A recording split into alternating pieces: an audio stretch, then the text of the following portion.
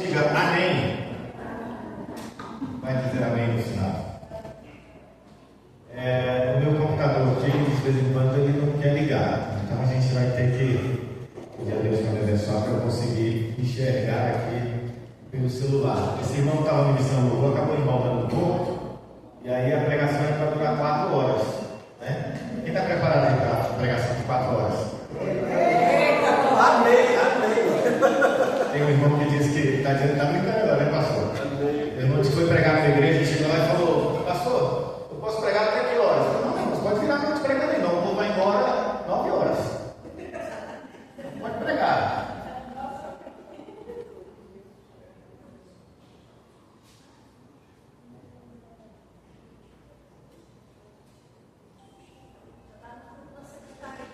Já está, então eu vou lá. A pastora vai me prestar aqui o notebook. Abra, por favor, a sua Bíblia. O livro de Gênesis.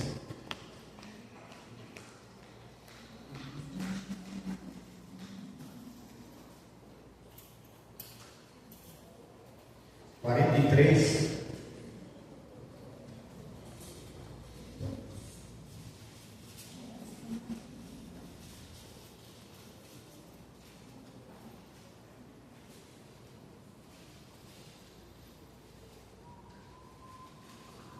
Nós vamos ler apenas o versículo 11.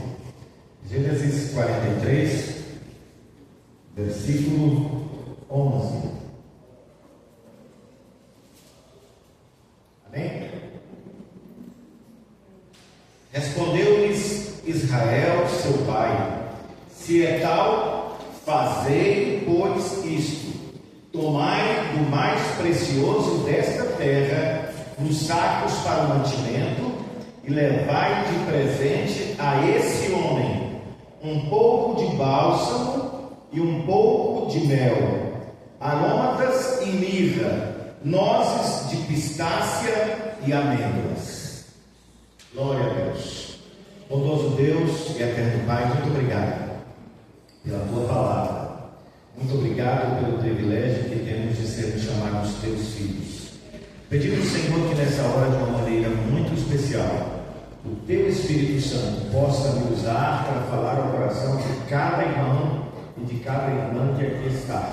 Senhor, que o Teu Santo Espírito, Senhor, tire de cada um de nós também toda desatenção, para que possamos receber a palavra do Senhor nessa noite, em nome de Jesus. Amém.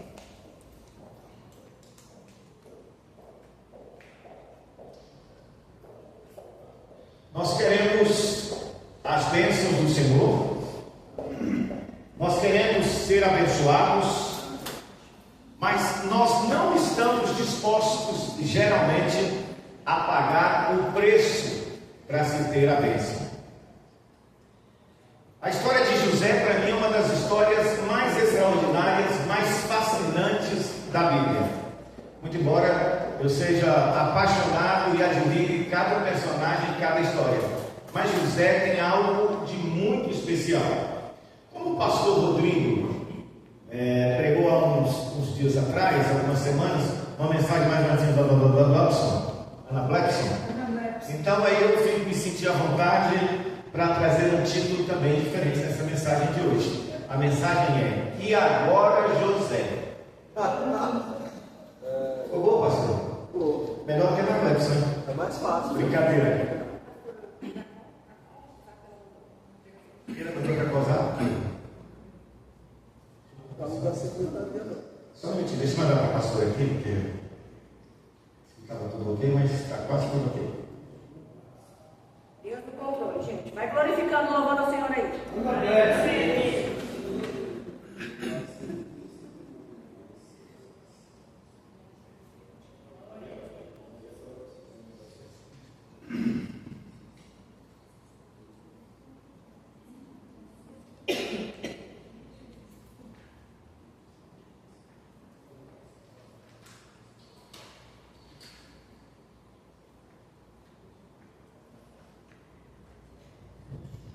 Então nós queremos as bênçãos, nós queremos receber, mas nós não estamos dispostos a passar o que esses homens passaram. A Bíblia nos traz histórias extraordinárias, de homens e mulheres, é claro, extraordinárias. E nós precisamos, na verdade, mudar o nosso pensamento. Eu penso que já de muito tempo, o pensamento do crente, o pensamento do cristão, foi se perdendo ao longo da história. Coach é uma palavra muito conhecida hoje em nossos dias. Coach está muito em voga. Talvez você já ouviu falar em Fábio Massalo. É um coach famoso. Eu não tenho nada a favor nem contra, apenas para ilustrar. E as pessoas hoje precisam, muitas das vezes, de coach para poderem continuar seguindo com os seus projetos, com as suas metas, com os seus objetivos. A palavra de Deus hoje não é mais suficiente. Ao invés de buscarmos uma transformação das nossas vidas, nós buscamos tão somente e apenas algo que sonhamos, algo que buscamos. Nós nos esquecemos constantemente da palavra de Deus, da veracidade da palavra, das promessas do Senhor, e nos apegamos a frases de efeitos, fórmulas milagrosas, mapas do tesouro para alcançarmos os nossos objetivos.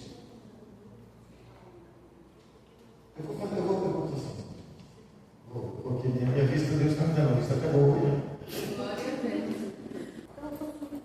Vou. O errado, talvez, meus irmãos, aqui seja esse tal de objetivo da vida. Talvez a gente precise buscar ou ressignificar o que é de fato o nosso objetivo de vida. Nós colocamos como objetivo ou objetivos coisas tão supérfluas, tão sem importância, que quando não alcançamos esse ou aquele objetivo, nós nos frustramos. Nós queremos tanto viver algo especial, nós queremos dar tanto algo especial para a família, nós queremos tanto algo que nós nos esquecemos de viver. Os personagens da Bíblia, eles não procuravam fórmulas mágicas, eles não procuravam, porque naquela época não tinha coaches e nem nada para alcançarem os seus ou os tais objetivos. É incrível que em momentos na Bíblia nós vemos, Davi tinha o objetivo de ser rei. A Bíblia não fala sobre isso. José, em momento algum, tinha o plano de ser governador do Egito. Repito, que muitas vezes nós nos frustramos porque não conseguimos alcançar aquilo que nós planejamos. Nós sonhamos e esquecemos de que já recebemos muito mais do que aquilo que necessitamos. Nós esquecemos quem somos, nós esquecemos quem Deus é, nós esquecemos o que é mais importante. Permita-me repetir algo, eu acho que já disse aqui. Quanto vale os seus braços? Quanto vale as suas pernas? Quanto vale os seus rins? Quanto vale o seu fígado, seu coração, a sua visão? Por quanto você venderia um desses órgãos? Por quanto você venderia suas córneas? Por quanto de dinheiro você abriria mão da sua visão agora? R$1 milhão? R$1 bilhão? R$1 trilhão? Se fosse te oferecido R$1 trilhão para você não enxergar mais nunca, quem venderia aqui as córneas? Eu não tenho dinheiro, não preciso levantar a mão. Ou seja, você já vale por si só, graças a Deus, muito mais do que qualquer dinheiro nesse mundo pode comprar. Mas ao invés de nos apegarmos àquilo que é importante, aquilo que deveria ser a nossa motivação de vida, nós nos apegamos a coisas tão sem importância. Eu não quero aqui criar uma nova perspectiva do que é de fato importante. O que nós precisamos é retomar biblicamente o que é importante para cada um de nós. O meu intuito é trazermos aqui hoje à noite essa perspectiva correta da Bíblia, ou uma perspectiva bíblica, para o que de fato é a vontade de Deus para as nossas vidas. A maioria das pessoas deixa de viver porque estão buscando algo. As pessoas, muitas delas, deixam de criar os filhos, de abraçá-los, de vê-los crescendo, porque quer dar uma vida boa para os filhos.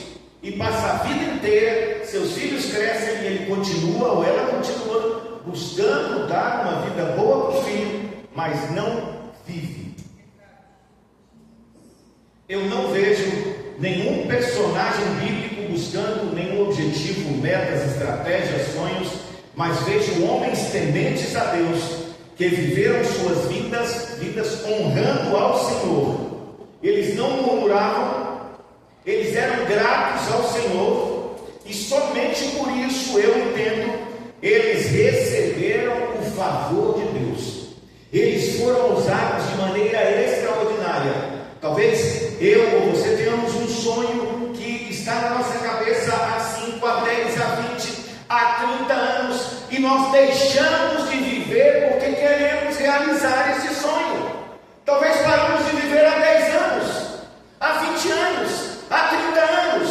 Nós nem observamos mais as pessoas que estão ao nosso lado, o esposo, a esposa, os filhos, os nossos pais, os avós, talvez já se foram, porque nós nos esquecemos do que é mais importante.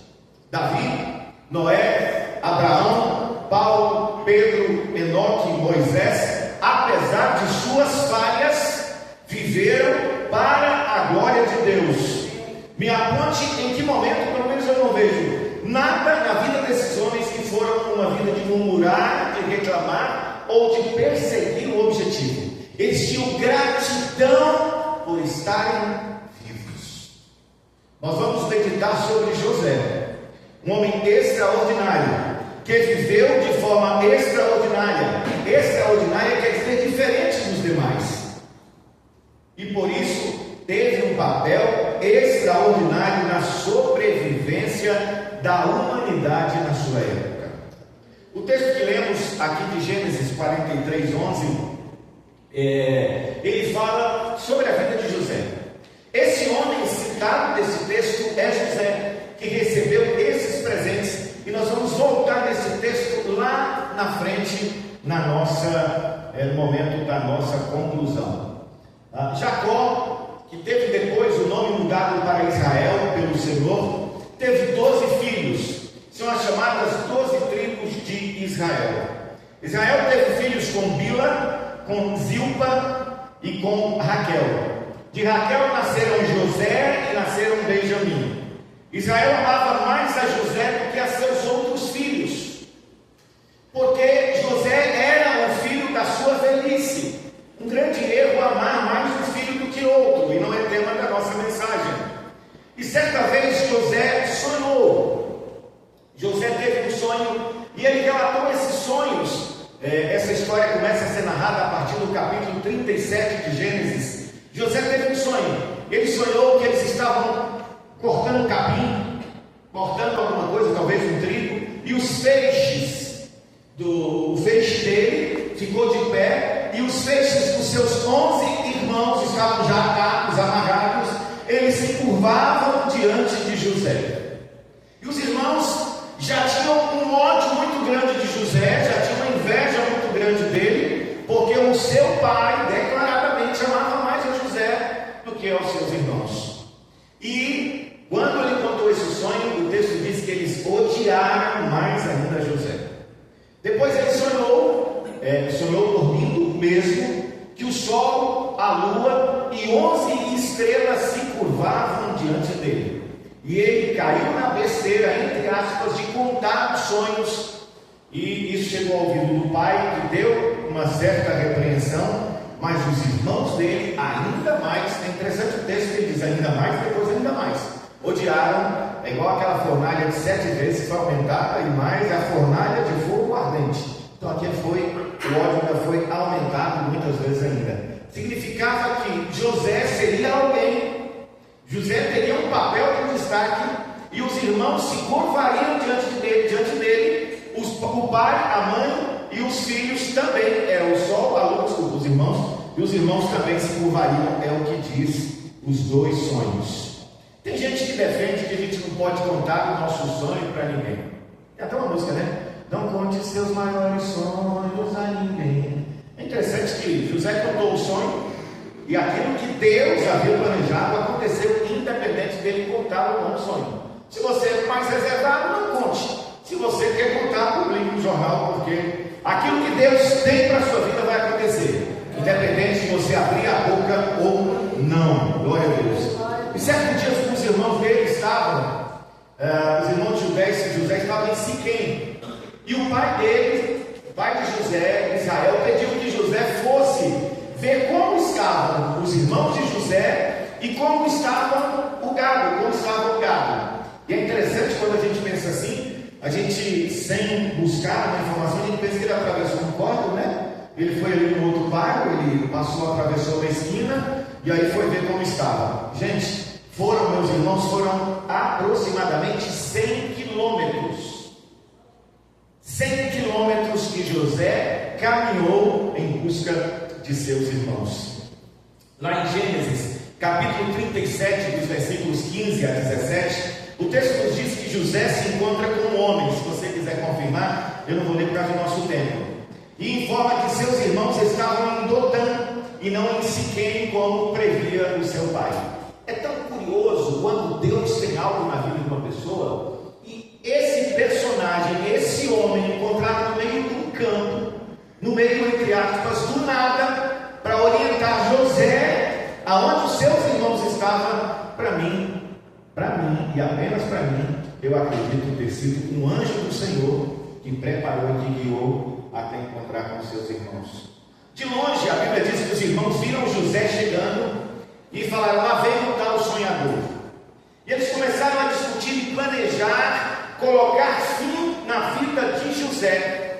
Falaram: olha, vamos matar José, que nós vamos ver que fim dará esse sonho dele. E assim que ele chegou, o texto diz que eles agarraram José, e um dos filhos, se não me engano, Rubem, um dos filhos de Israel, o irmão de José, falou: não vamos matar ele, não, vamos jogar ele dentro de uma cisterna. Arrancaram uma capa que ele tinha recebido, uma túnica de mangas largas, e jogaram ele dentro de uma cisterna seca. E por mais que um dos irmãos tentassem livrar José, eles queriam de fato matá-lo, e enquanto ele estava na cisterna, planejavam como fariam. Mas aí um dos irmãos, isso para a gente economizar o tempo, eles estavam comendo pão. O texto não diz, mas talvez José tivesse levado o pão para os irmãos enquanto estavam comendo o pão que José levou. Eles estavam planejando matá-lo. Mas aí tiveram uma ideia e disseram: bom, o que nós vamos ganhar com a morte do nosso irmão? Nada. Vamos vendê-lo como escravo, e assim a gente se livra dele, e essa história dele também morre aqui. O texto diz que estava passando uma caravana de ismaelitas e venderam José por 20 ciclos de prata, o que corresponde hoje a R$1.300, menos que um salário mínimo. Foi o preço que José fora vendido.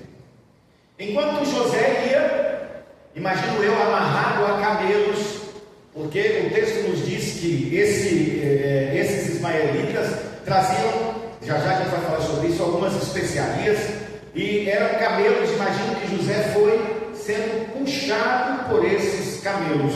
Enquanto era levado, eles mataram um cabrito, rasgaram as roupas de José, entregaram ao seu pai, ou ao pai dele, e falaram: será que porventura essa roupa é de José? Nós estávamos voltando e encontramos. O pai reconheceu que a roupa que era de José, e chorou e não queria ser consolado.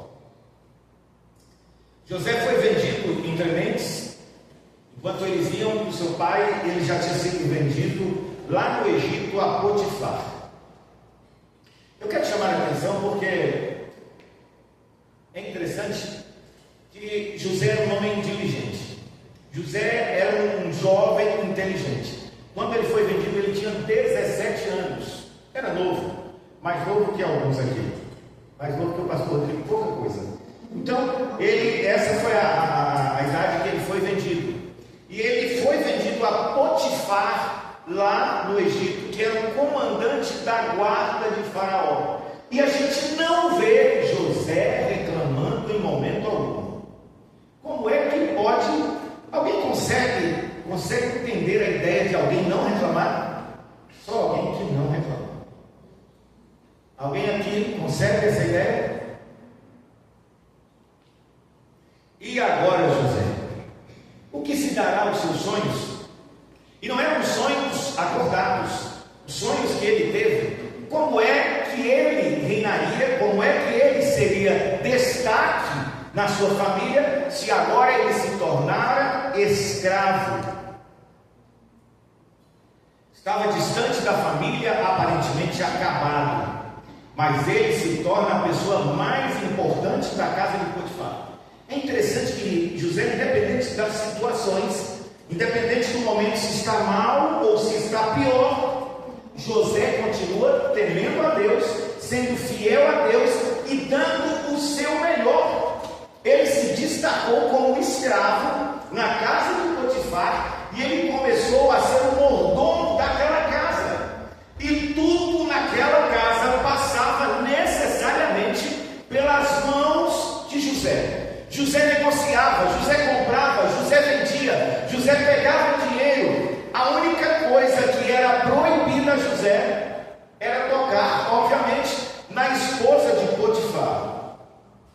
José era uma pessoa que não tinha depressão e não tinha ansiedade. Existem dois problemas, esses são os dois problemas que afetam de maneira negativa terrivelmente: é a depressão e a ansiedade. Curiosamente, no hospital, estava com a Keila de sexta para sábado, e uma pessoa conversando comigo, eu sem saber muito, sem dar muita ideia para a diferença de depressão para ansiedade, ela me explicou e disse que depressão é uma tristeza profunda por algo que aconteceu. E ansiedade é uma tristeza profunda por medo de algo acontecer ou não acontecer. Mas é também essa tristeza profunda. E existem pessoas, talvez aqui, que estão presas, sofrendo, amarguradas, tristes, presas ao passado, estão deprimidas, estão sem condições de caminhar, porque não conseguem se desvencilhar do seu passado. E tem outras pessoas que também, às vezes, por causa de um passado ruim, talvez nunca perdoou o pai, nunca perdoou a mãe, nunca perdoou o parente, nunca perdoou o vizinho, vive sofrendo, vive amargurado, vive deprimido, e nós não conseguimos andar para frente se os nossos olhos estiverem voltados para trás. Nós não conseguiremos chegar a lugar nenhum. A depressão e a ansiedade é um grande mal que, se Deus nos abençoar, a cada um de nós, para nos livrarmos disso, isso é possível, se desapegarmos de coisas e nos apegarmos à palavra de Deus, às suas promessas e aquilo que é a vontade para as nossas vidas. Só assim nós vamos nos livrar e vamos viver essa vontade, a vontade de Deus, que é boa, perfeita e agradável. José não sofria de depressão, José não sofria de ansiedade, ele não buscava, seja lá qual fosse seu sonho, entre aspas, ele sonhou dormindo, mas ele não tinha nada para dizer: eu quero comprar uma casa, um carro, eu quero ter camelos, eu quero ter gado, nada. Ele simplesmente, tudo que chegava à mão a fazer, ele fazia como se estivesse fazendo a Deus, embora o texto não diz exatamente dessa maneira. Talvez esse versículo tenha passado desapercebido, ou você não tenha raciocinado, meditado nele. Abre, por favor, o suficiente. Gênesis 39, versículo 2.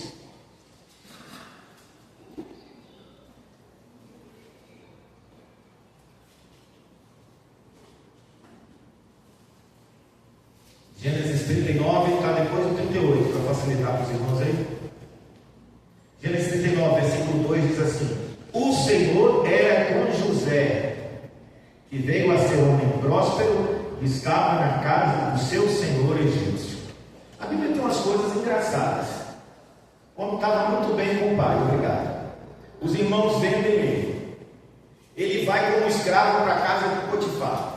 E quem escreveu Gênesis diz que José era um homem que o Senhor era com ele. O Senhor era com José, ele estava escravo. Ele não tinha liberdade, o dinheiro que ele ganhava era para Potifar. Mas o texto diz que o Senhor era com José. Você está passando lutas aí, você está passando dificuldades? O Senhor é contigo. Amém. O Senhor é com você. Amém. Jesus, certa feita, estava num barco e os discípulos se preocupavam com medo daquele barco virar e Jesus dormia. Isso tem um significado muito grande. Aparentemente, Jesus não se importava com o que estava acontecendo, porque Jesus dormia. Agora eu quero te dizer uma coisa: se Jesus está no barco da sua vida, se Jesus está com você, o barco pode balançar, as águas podem entrar dentro desse barco, mas de uma coisa você pode ter certeza: esse barco não vai afundar. Amém. Se a sua vida tem a presença de nosso Senhor e Salvador Jesus Cristo, o barco não afunda. Amém. Estranho, não é, meus irmãos, como é que o Senhor era com José? E vemos de verdade que o Senhor era com ele o tempo inteiro. Nós achamos que Jesus, que Deus só está conosco quando estamos bem. Ele está conosco em todo o tempo. Não me refiro aqui a José ao fato de ele ter se tornado governador. O Senhor estava com ele em todas estas situações complicadas. Aconteceu que o texto nos diz lá em Gênesis capítulo 39, versículo 6, no final do versículo, está escrito que José era formoso de porte e de aparência. José era bonitão. E quando eu cheguei aqui, eu vi que tinha um irmão aqui muito parecido com José, bonitão aqui. Aí eu até procurei depois, eu não achei. Aquele? Então, José, eu sei que tem um aqui, eu não lembro quem foi. Quando eu falei, rapaz, é a cara de José. José era bonitão. E a mulher de Potifar não aguentou. E todos os dias o texto diz que ela tentava levar José para a cama. Ela queria se deitar com José. E José lutava e relutava. É interessante a palavra relutar, porque relutar quer dizer lutar novamente. Nós queremos lutar na batalha, mas nós não queremos relutar. Nós queremos ir para o enfrentamento, nós queremos ir para o embate. E acabou. Mas José, ele era assediado todos os dias. Os feios digam assim: graças a Deus que eu não sou bonito. José relutava todos os dias. Ele sabia que, independente de qualquer coisa, ele temia a Deus, ele temia ao Senhor. Você sabia que Jesus era feio?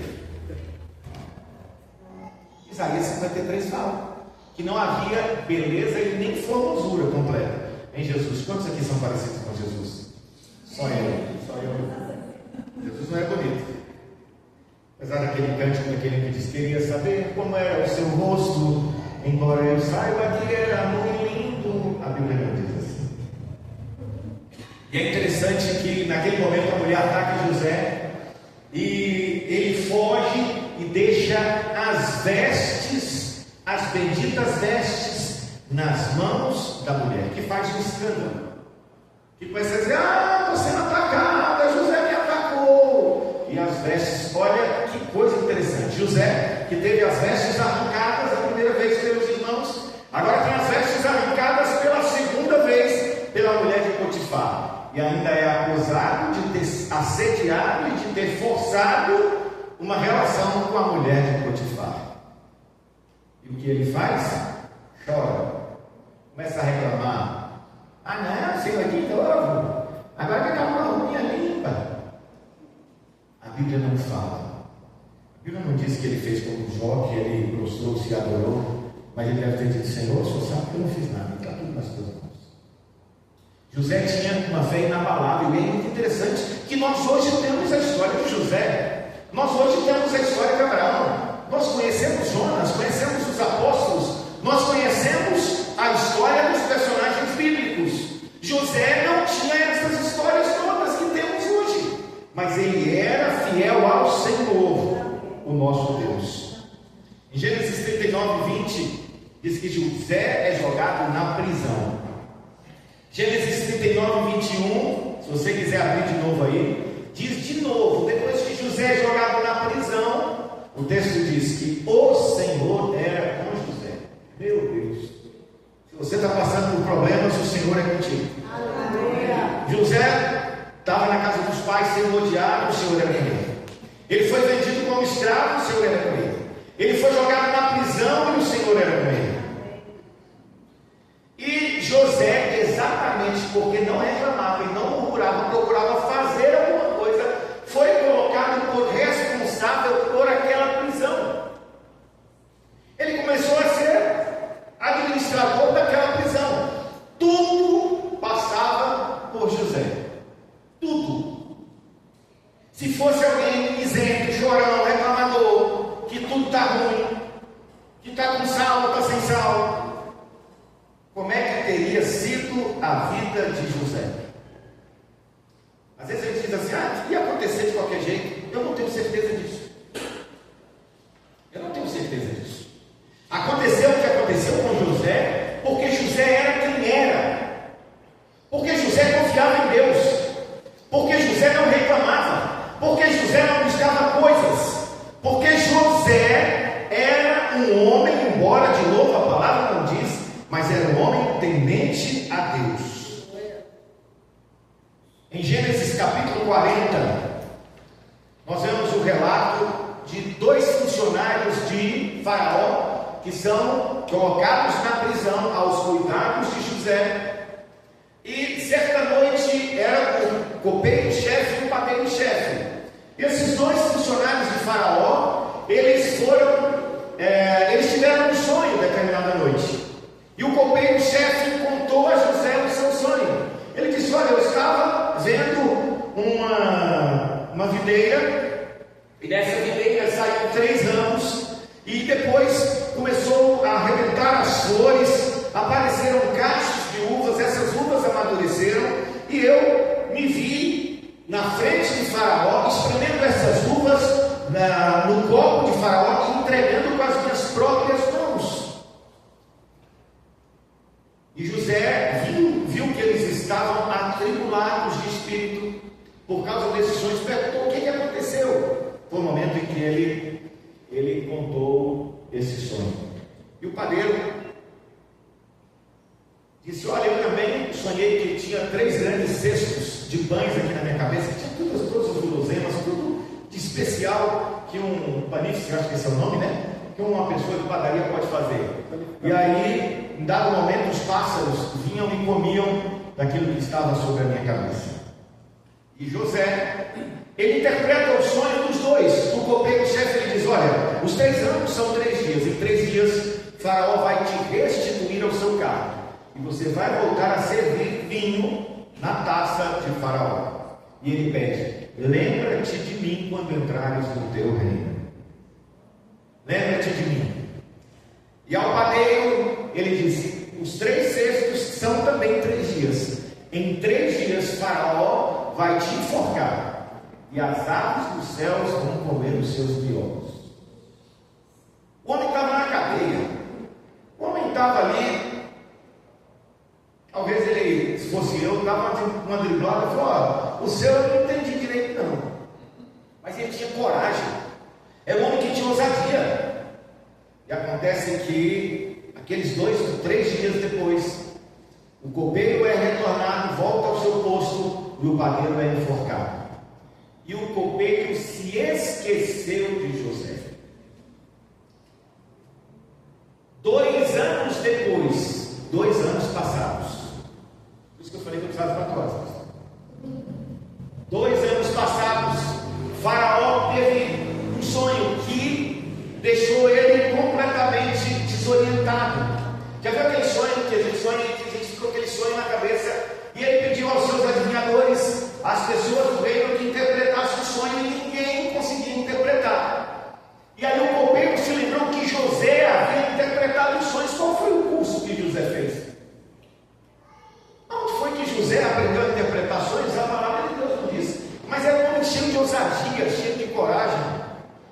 E aí eles chegaram, o copeiro falou: olha, quando eu estava na cadeia, agora eu me lembro do meu pecado, teve um homem que me revelou um sonho que eu estaria 3 dias depois aqui servindo o Senhor de novo. E isso aconteceu. E aí a Bíblia diz que Faraó manda buscar José, e aí manda fazer a barba, trocar de roupas. Por que eu estou insistindo? A veste dele foi tirada pelos irmãos, a veste foi tirada pela mulher. Agora, provavelmente, ele, muito embora seja uma pessoa maravilhosa, extraordinária, mas eles devem ter arrancado a roupa de José de novo e colocado uma outra roupa, porque imagina, bom, ele vai estar com o Faraó, que eu não posso estar, mas daqui a pouco ele volta. Então eu não acredito que trataram ele com bondade. Ele fala: Senhor, de novo, vão mexer nas minhas vestes de novo. Pegaram as vestes de José, trocaram as vestes e ele se apresentou diante de Faraó. Vou tentar resumir.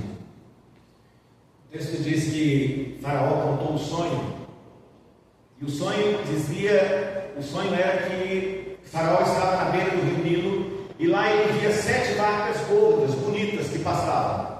E depois dessas 7 vacas gordas apareceram 7 vacas magras, muito magras, feias, e essas vacas magras engoliam as vacas gordas. Depois ele acordou assustado, voltou a dormir e sonhou que de uma cana de milho saíam 7 espigas bonitas, todas cheias de grãos, e depois, após essa, saíam outras 7 espigas mirradas, crespadas pelo sol, e engoliam as espigas, as 7 espigas boas. E aí ele pergunta para José e diz: por um acaso você tem a interpretação do sonho? Certo que você interpreta sonho. Ele disse: eu não tenho nada. Em outras palavras, eu não sei de nada, eu não interpreto sonhos, mas Deus, se Ele te fez sonhar, é Ele quem vai te dar a interpretação. É tão interessante que ao longo da história de José, passando por todas as dificuldades que ele passava, ele estava sempre solícito, ele estava sempre pronto a ajudar. Ele não chegou diante de Faraó e começou a reclamar: ó Faraó, é o seguinte, eu tenho uma revelação do sonho, mas primeiro deixa eu te contar uma história. José, o Faraó, se eu te contar o que de fato vai acontecer, você me terá liberdade? Em momento algum José reclamou. Ele interpretou o sonho, disse que haveria 7 anos de fartura. Os sonhos, os dois significavam a mesma coisa, e depois haveria 7 anos de escassez, de muita pobreza. E ele, sem ter ninguém perguntado absolutamente nada, ele ainda dá a receita. Ele diz: escolha um homem inteligente, um homem sábio, para administrar e para juntar em celeiros durante esses 7 anos de vacas gordas. E depois, os 7 anos dessas vacas mirradas de grande dificuldade, você vai ter alimento para abastecer o seu reinado e para ajudar o mundo inteiro. Faraó vira para os seus intelectuais e diz: onde é que vamos encontrar alguém com tamanha inteligência? Alguém que tem o espírito do Deus vivo. A Bíblia diz que ele, Faraó, colocou o anel de sinete no seu dedo, tirou as roupas novamente, colocou agora roupa de linho fino e colar de ouro no pescoço. José sabia qual era o seu tamanho, e José sabia qual era o tamanho de Deus. O problema é que nós às vezes trocamos e nos achamos maiores que Deus. Nós queremos que Deus nos sirva ao invés de servirmos a Deus. José servia a Deus em tudo o que fazia. José foi colocado para ser governador do Egito. Ele disse: tudo você pode fazer, tudo. Só eu, quando estiver sentado no meu trono, terei mais poder que você. Resumindo, estou resumindo mesmo. Resumindo, o texto diz que lá na frente, acabou que os irmãos vieram com muita fome na terra, e eles começaram a procurar mantimento, e só tinha mantimento no Egito. E houve um momento em que todos os filhos de Israel se curvaram diante de José como ele havia sonhado, não planejado, como ele havia sonhado. O sonho que Deus dá é muito mais importante do que o sonho que nós temos.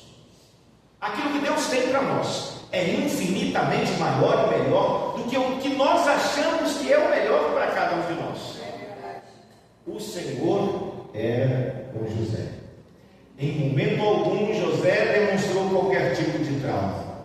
José não teve problemas com roupas, com dinheiro, com família, com pessoas, com administração, com nada.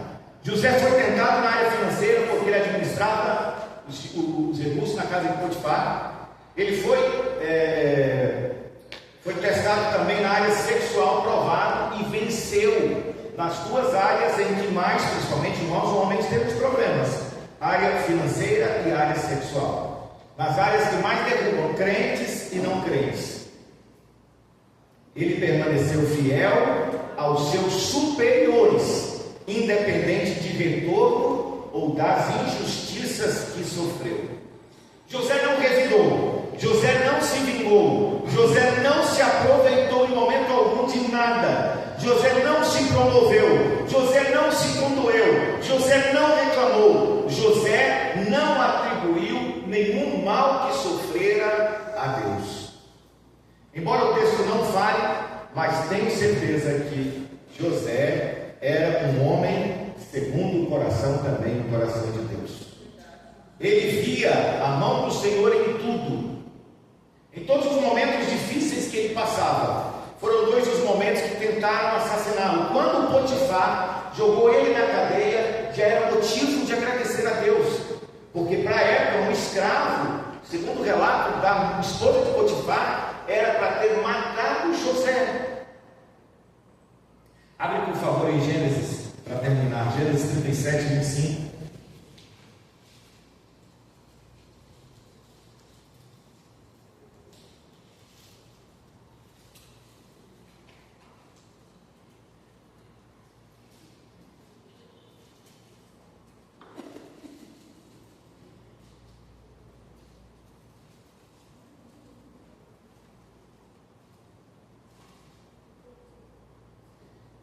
Diz assim: ora, sentando-se para comer pão, olharam e viram que uma caravana de ismaelitas vinha de Gileade.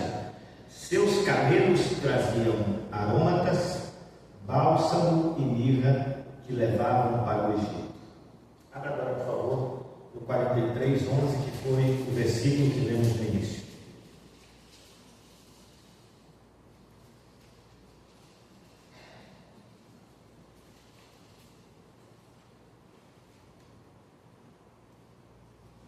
Respondeu-lhes Israel, seu pai: se é tal, fazei com isso, tomai os mais preciosos desta terra, os sacos para o mantimento, e levai de presente a esse homem um pouco de bálsamo e um pouco de mel, aromatas e mirra, nozes de pistácia e amêndoas. Dê glória a Deus, mesmo sem entender. Quando José foi vendido pelos irmãos, quando José foi puxado pelos camelos, ele sentiu o cheiro das aromatas, do bálsamo e da mirra. Eles eram aquilo que esses mercadores vendiam. Ele foi da onde ele estava até o Egito, que eu não pesquisei a distância, sentindo o cheiro das aromatas, do bálsamo e da mirra. Mas quando já governador do Egito, sendo honrado por Deus, o pai dele manda levar para ele das preciosidades que tinha lá, e ele recebe bálsamo e um pouco de mel, aromatas e mirra, nozes de pistácia e amêndoas. Aquele cheiro maravilhoso em um momento complicado de sua vida, ele recebe agora o grande presente de Deus através dos irmãos enviados pelo Pai. Deus estava aqui restaurando, curando ele de tudo o que havia acontecido desde dificuldade nessa terra. Não tem ninguém que não tenha sofrido desde a infância. É impossível. Não tem uma pessoa aqui que não tenha sofrido. Mas nós temos duas opções: continuar sofrendo, presos ao passado, ou fazermos como José. Nós podemos ficar sofrendo, tristes, ansiosos pelo futuro incerto, ou podemos fazer como José. Nós precisamos deixar para trás toda a depressão, e nós precisamos tirar todo o medo do futuro. O nosso Deus é o Deus do passado, é o Deus do presente, é o Deus do futuro. Ele tem todo o poder da palma de suas mãos, e cabe a nós nessa noite. A gente às vezes ouve uma mensagem extraordinária, mas a gente diz: mas eu já sou velho.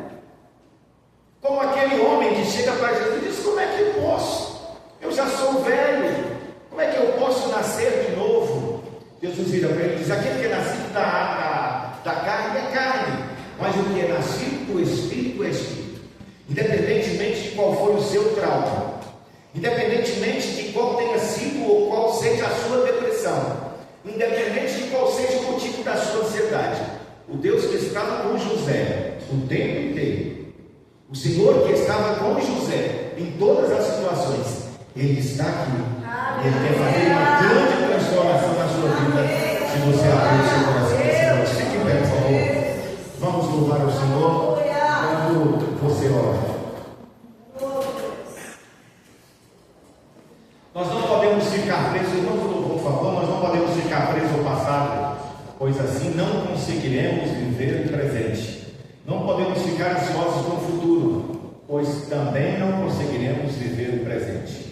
Independente de situação, independente de suas tristezas e desilusões, Deus está no controle de tudo. Simplesmente viva. Pare de projetar demais. Pare de querer demais. E viva. Viva a vontade de Deus. Ame. Ame a Deus. Ame a seus filhos. Ame a si mesmo. Valorize o que tem e não sofra com o que não tem. Louvado seja o Senhor. Feche seus olhos enquanto eu faço uma oração. Se você precisar de uma oração, vem aqui à frente enquanto eu oro. Bondoso Deus e eterno Pai, muito obrigado por esta noite. Obrigado pela tua palavra, Senhor, pois tenho certeza que alcançou os nossos corações. Senhor, ajude-nos, Senhor, a vivermos a tua vontade. Ajude-nos, Senhor, a sermos agradecidos em tudo e por tudo. Ajude-nos, Senhor, a entendermos de fato e de verdade que o Senhor está no controle de tudo, que todas as coisas estão nuas e patentes diante do Senhor, que o Senhor é o Deus onisciente, onipresente e onipotente. O Senhor sabe todas as coisas, o Senhor pode todas as coisas, o Senhor vê todas as coisas. Amém. Senhor, eu sei que o Senhor pode precipitar agora, olhar para dentro do meu irmão e da minha irmã. O Senhor sabe qual é a tristeza, Senhor, que tem abatido a alma do meu irmão e da minha irmã. O Senhor sabe o que é que tem causado essa tristeza, essa amargura. Talvez seja algo do passado, talvez seja algo de um passado recente ou de um passado distante, mas Senhor tem trazido tristeza, amargura, tem impedido esse irmão, essa irmã de caminhar. Mas eu quero pedir nesta noite, em nome de Jesus, que o teu Espírito Santo, que é nosso conselheiro, que é o nosso consolador, entre agora com uma paz, meu Deus, em que meu irmão e minha irmã nessa noite tome a decisão de viver a partir de hoje uma vida diferente, uma vida que glorifique o teu nome, uma vida que exalte o teu santo nome, e enquanto aproveitamos para viver, realiza a tua vontade em nossas vidas. Ajude-nos a importarmos muito mais com as pessoas, a ajudarmos as pessoas mesmo quando estamos precisando de ajuda, pois José, em todas as situações, ele procurava ajudar e o Senhor o honrou. Senhor, nós não viveremos a história de José, nem de Davi, nem de Noé, mas o Senhor tem a história para cada um de nós. O Senhor tem algo de muito especial para cada um que está aqui nessa noite. Ajude-nos, Senhor, a não atrapalharmos a vontade do Senhor nas nossas vidas, para que possamos viver o melhor dessa